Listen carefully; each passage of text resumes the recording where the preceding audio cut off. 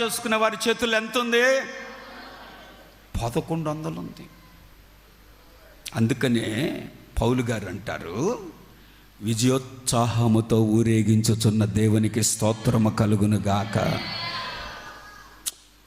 ఇలా చేయడానికి ఒక వ్యక్తి యొక్క శక్తి సరిపోదు.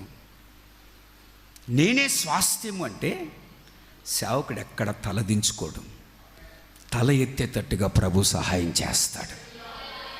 అహరోను సంతతి వారు ప్రతి విషయంలో ప్రభు మీద ఆధారపడగలిగిన వారై ఉన్నారు.